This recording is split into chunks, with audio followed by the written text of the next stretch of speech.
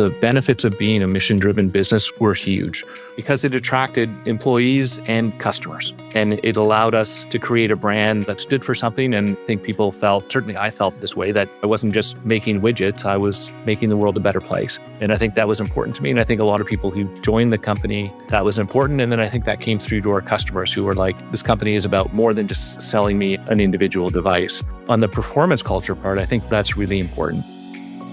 Hello, everyone, and welcome to Built Not Born, the startup go-to-market podcast by Venture Guides. I'm Sage Nye, and around here, we believe that great companies are built, not born, one smart decision at a time. Each week, we take you through real conversations with founders, investors, and go-to-market experts on what it really takes to land customers and scale your startup. Now, let's get to work. Welcome to Built Not Born, the podcast where we dive into the real stories behind startup execution, venture capital, and go-to-market strategy. I'm Sage Nye, partner here at Venture Guides. Today's guest has built a company that you have definitely heard of and many of you have probably used in your own homes. At ecobee, Stuart Lombard co-invented the smart thermostat, got rejected by VCs 172 times, which we will be covering later. And one finally funded him. He raised capital, was a market leader, and then was gut punched by a 10,000-pound gorilla. Instead of giving in, Stuart raised ecobee's game and focused on what they could offer that his competition could not, partnered with the smart device ecosystem, and preserved data privacy. Ultimately, by always putting customers first, Stuart out-customered the giant and became a time-recognized 200 best inventions of 2022, along with many, many accolades, I should add. Over 16 years, he turned ecobee into one of the most beloved smart home brands on the planet, and his customers have collectively saved over 30 terawatt hours of energy, which, if you're wondering, is enough to take Los Angeles and Chicago off the grid for an entire year. He sold the company to Generac without ever losing sight of the reason why he started it, to fight climate change. So, Stuart, thank you so much and welcome to the show. Thanks very much for having me.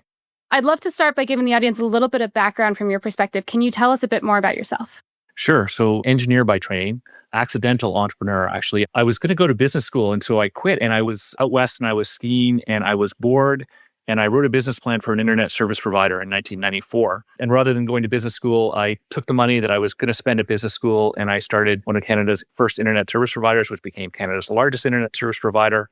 And we took that company public, and then I had the bug. And so I've started a couple of companies. The most recent one was ecobee. And in between, I spent 8 years as a partner in a venture capital firm. Wow. I got to say, I'm a customer of ecobee. I've shared some of the funny stories about I can change the temperature in my home for the people that are there, even when I am not, which has led to a lot of amusement for myself. It's a wonderful feature.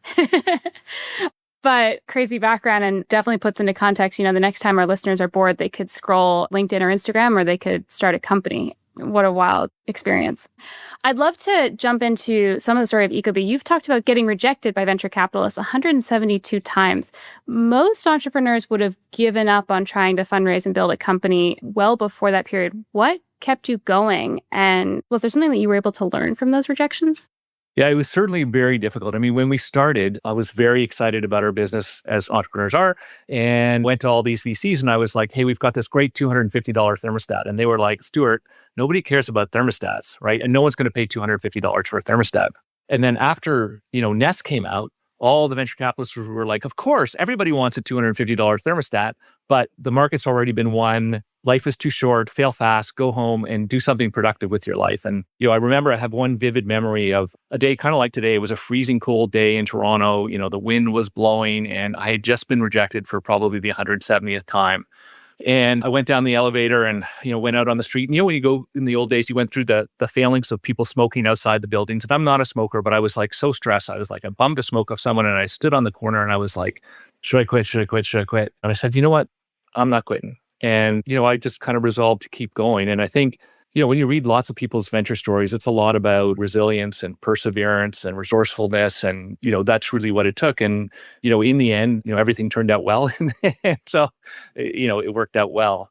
But I think that idea that if you put your mind to something and you're willing to work hard, you can really achieve anything. And I think that was the biggest lesson. I guess the other lesson, which Scott Adams has this great quote, which is venture capitalism is the only profession where you get paid an outrageous amount of money to be wrong 90% of the time. And so, I think VCs are super smart and, they have a lot of good ideas, but, nobody has a perfect view of the future. And I think as a CEO, one of your toughest challenges is figuring out which advice to take and which advice to ignore. And thankfully for us, I ignored that advice. And so, that was another piece of learning that maybe take away from it. Did it help put a chip on your shoulder to just want to prove all 172 wrong and build like the biggest company and do all of that, or not quite? Yeah, absolutely. I mean, I used to joke that I'd tell people I was like, I'm actually 7 feet tall because I have all these chips on my shoulders. I'm just 6 feet tall. But it was definitely motivation, I think, to prove people wrong. And however you need the motivation, it definitely helped. It is interesting. Most of the companies that we talk to on this podcast, and frankly, in the market that we spend time in as Venture Guides, are pure software companies. But ecobee, to your point, had the $250 smart thermostat, which is obviously hardware and software dependent. What are some of the biggest differences and challenges that you saw building a sort of hardware and software company versus your previous ones, which were mostly software? Some of the differences are cultural and some of the differences are structural, right? And so one of the things that I didn't appreciate was a cultural difference was hardware development tends to be very waterfall. And if you think about having a retail product for sure, where you need to be on store in, let's say, Home Depot, and Home Depot has told you, like, you have a week window, May 7th to May 12th. And, if your product doesn't show up that day, it's not going to be in store and the next date is in September. And so your work back schedule creates this waterfall, right? And to get to all the different things together to happen at the same time. And our software teams were like, we don't plan ahead. Like, we want to plan in sprints, right? So if it's longer than 2 weeks, I have no clue what's going to happen.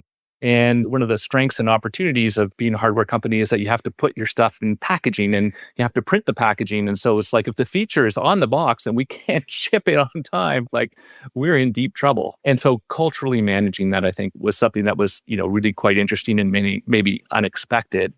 I think the other thing is that fail fast and break things doesn't work in hardware, right? And so when you put, devices into millions of people's homes, and I mean, heating and cooling it's not like a pacemaker, so it's not that mission critical, but people want their heat to work. I know, frozen pipes and leaks and... Yes, exactly. So you can't afford to make mistakes. And, if you brick devices or if you have a safety issue, and you have to recall those devices from the field, it's incredibly expensive and it probably takes the company under. And so you have to be very meticulous and careful. And, and we thought a lot about that to make sure, we had an instance, for example, where our manufacturer decided to change the assembly instructions, all for good reasons, but they got it wrong, unfortunately. And, before you know it, you've got, hundreds of thousands of broken devices in the field that you have to get back. And so it's painful.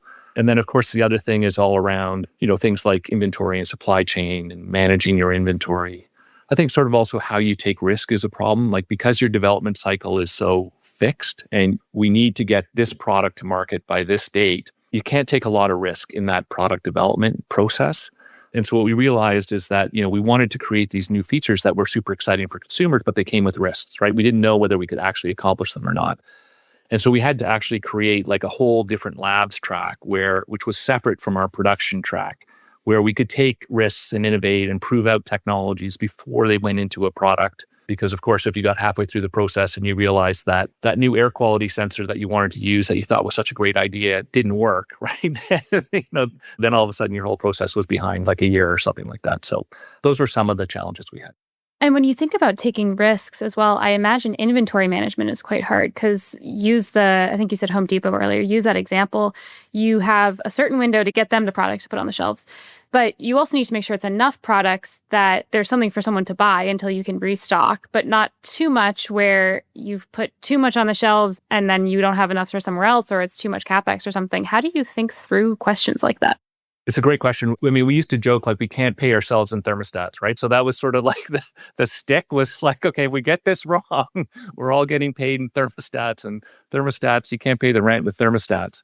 And so it's a big problem. It's a big challenge also because, your retail partners don't necessarily know what's happening in their own stores, right? And so forecasting becomes really, really important. And, there are about 500 components that go into an ecobee thermostat. So getting all those components at your manufacturer at the right time, in just the right quantities, so to your point, you don't use up too much working capital, is a big challenge. Forecasting demand, I think, in any business is a challenge. And then forecasting what's happening in your retail stores is also a big challenge. And so, we used some pretty incredible machine learning models to predict what was happening in stores. One of the things that was really interesting is that you think most stores would sell roughly the same amount of units, but our top quartile stores sold 16 times more than our bottom quartile stores. So it was like, bottom quartile was, let's say, 1 times unit. Next quartile was 4, next was 8, next was 16, right? So if you lost a top quartile store, that was really bad. And so anyway, so we'd be even able to predict what was happening in store. And that could be things like your display goes down or your partner doesn't put inventory on shelves. We had a situation where one of our partners, they didn't actually merchandise the product for like 3 months, but they didn't know it. They were like, oh, no, sales are just slow. But we could figure out through this machine learning algorithm that they actually hadn't put the units on the shelf. And so a lot of it is around, sort of detailed forecasting and understanding, what's happening in the field and then having a strategy. And we had all these algorithms that kind of predicted safety stock and how many components of everything that we needed based on lead times. That's really impressive, especially putting into context that you were well before the age of AI when you could just point a model at it and have it tell you insights and answers. You actually had to come up with the algorithms to figure it out yourself. Really impressive. So along those lines, ecobee has grown from a tiny startup to over 600 employees. And it grew to that scale in about 16 years, which is really impressive, especially when you think about all of the complications that go into this type of business. Were there moments when you realized that your current mode of operations couldn't scale and you had to shift? And then how did you recognize that in those moments? I think one of the biggest challenges for me personally as a CEO was reinventing myself. And I really felt like I had to reinvent myself every couple of years because being 10 people in a business is different than being 50 people in a business, different than 200, different than 600. How you communicate and how you operate the business is very, very different. And I think some of those things are like you're sitting at your desk and you hear someone say like, I don't understand our strategy, or I don't know why we do what we do. And you're like, oh my God, like to me anyway, that was like a heart attack. Because I was so used to working with like 12 people, everybody knew everybody. And if all of a sudden, like, somebody had a question, they would just turn around, swivel their chair and talk to you. And then there was a period where we grew from like 200 employees to 400 employees. And all of a sudden we realized like we were making the same mistakes that we had made previously. And we had lost the institutional knowledge. Like we had gone through all these like incredibly difficult like processes where we had gotten good at things and learned things. And then because there were so many new people, how do you get those people up to speed? How do you help them learn? How do you help them not make the same mistakes? And so those were some of the cues. Maybe one other one is I used to joke that in the early days, the way we managed the business were like, 5-year-olds playing soccer. And if you ever watch 5-year-olds playing soccer, they're all glommed on the ball and wherever the ball goes, they run with it. And that's sort of the way the business worked. And the kind of, the brain trust would, sort of follow the ball. And then all of a sudden you were playing on multiple fields and I just couldn't keep up.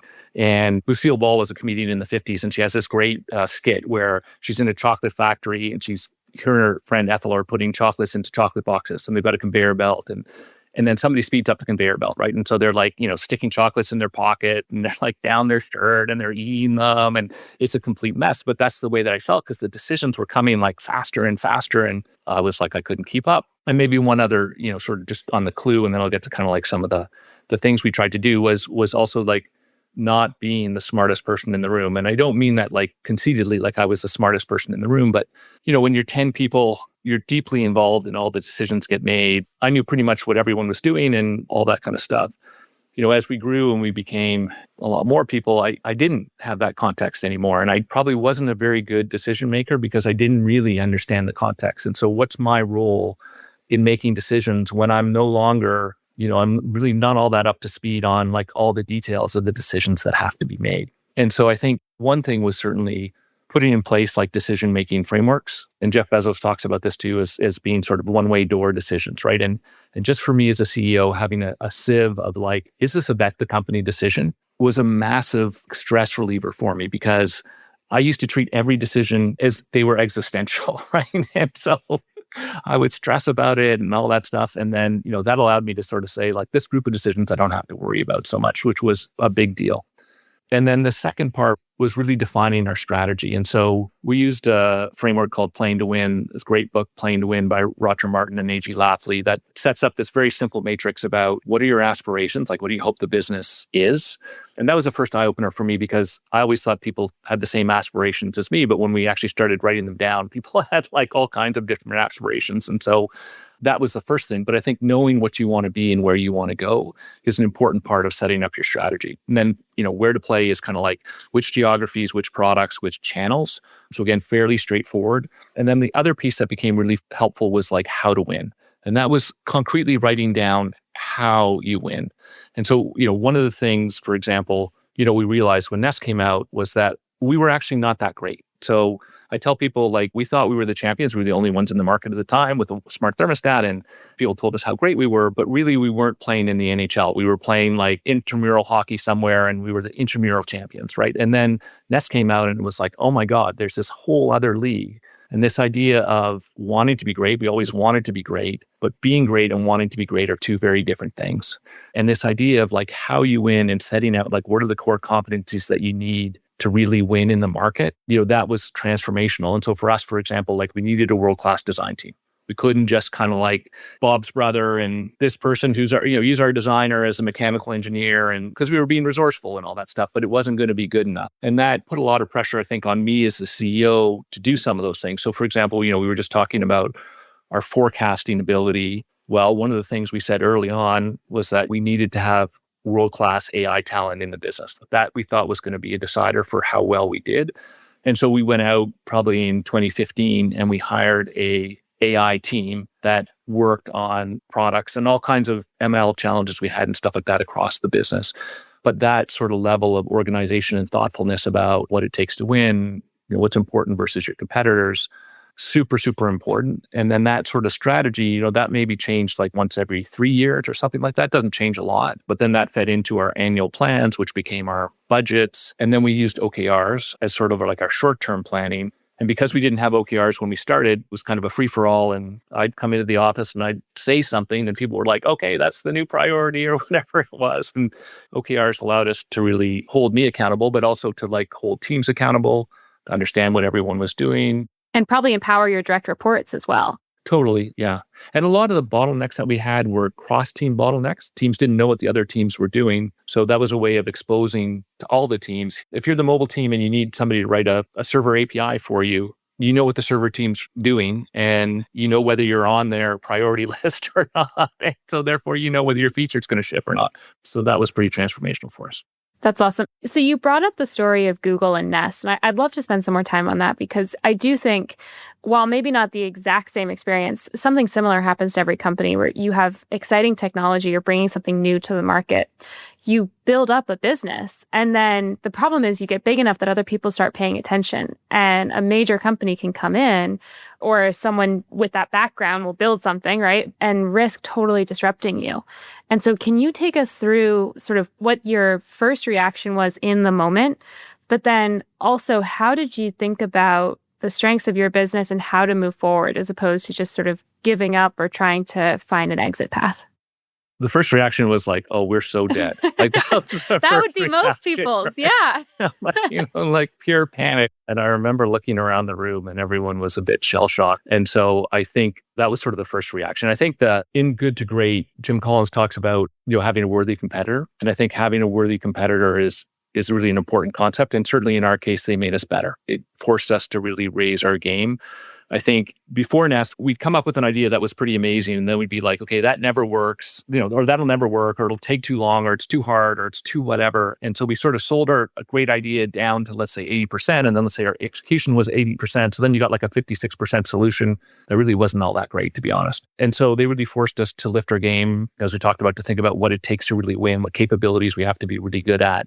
But then we also realized that their greatest strengths are also their greatest weaknesses. Because they were so big, there were things that we could do that they could not do, right? And so, for example, one of the things we came up with was customer service. And then we felt like customer service, because installing smart home devices is or can be relatively complicated, like customer service was important for our customers. And we thought Google will never do customer service properly, or, it's just not in their ethos. And sustainability was another one where we thought, Google is this tech company. We can talk about sustainability. They can't necessarily talk about sustainability. And then we could use their strength against them because they were spending, the whisper numbers were they were spending, or losing $500 million a year in that business. And they were, Super Bowl ads and a whole bunch of other things. And so how do we draft behind that awareness that they're creating? And really that was around customer reviews. We believe that customers were going to do research. And if we had great customer reviews, they would pick us. And so, we monitored things like NPS religiously and really focused on customer reviews. And then maybe the last thing was really around the enemy of my enemy is my friend. And so when we looked at Google, who are Google's enemies? Well, at the time, Apple and Amazon were competing on a whole bunch of fronts. And so, we felt like if we couldn't win in the Apple ecosystem or the Amazon ecosystem, like something must be very wrong with us. And so we developed very close relationships with Amazon and Apple. And that served us really well because for people who wanted to be in the Amazon or the Apple smart home ecosystem, ecobee was the choice. So if you were Google, you were going to go Google. It was okay. We were going to probably lose that battle anyway. But if you're one of these other customers in these other ecosystems, that gave us a huge opportunity to win. And we really got some brand halo from those two businesses, which were super supportive in our own development. That's awesome. So it sounds like the first thing you did was you had to sort of take a second and realize what the situation was, but then figure out, okay, what are our specific strengths as a company, as a brand? What can we do that they can't? And then not just what can we do alone, but what are the partners that can help give us that exponential lift, to your point at the end as well. Do I have that correct? Absolutely. Yep. Really great. Okay, so I know we're nearing the end of the session, and I do really appreciate your time. I have a couple rapid fire questions that we hear from the founders that we talk to a lot, and I'd love to get your perspective on it. The first one is, you've spoken and worked with many VCs at this point, venture capitalists. How do you think about what to look for, how to pick the right venture capitalist partner?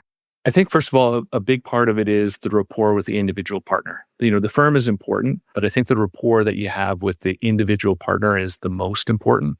That's the person who's likely going to sit on your board. That's the person who you're going to interact with most. And so I think that's the most important thing.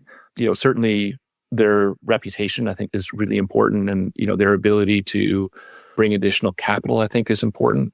And I think it's okay to lay out, here's what I want from my VC partner. And so depending on who you are, you might want help building the business, like operational experience, or you might say like, I've already got that. Thank you. Like, I don't need any more help. But I think that's certainly important. Other industry contacts, business development, there are a lot of things your venture capital partners can bring you. And so thinking about those in advance and thinking about it more than just money, I think is really important. And then understanding the individual partners that you're going to be working with and having a good rapport with them, I think, are the most important things.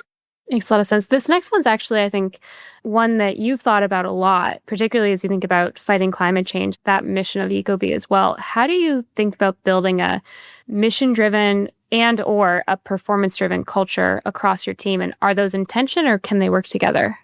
I think you need both. And so I think certainly for us, the benefits of being a mission-driven business were huge because it attracted employees and customers. Right. And it allowed us to create a brand that, that stood for something. And I think people felt, certainly I felt this way, that, I wasn't just making widgets, I was making the world a better place. And I think that was important to me. And I think a lot of people who joined the company, that was important. And then I think that came through to our customers who were like, this company is about more than just selling me an individual device. On the performance culture part, I think that's really important. One of the things we tried to create was a very open, transparent culture. And I always told people, you can disagree with me at any time. I am never going to be upset with you.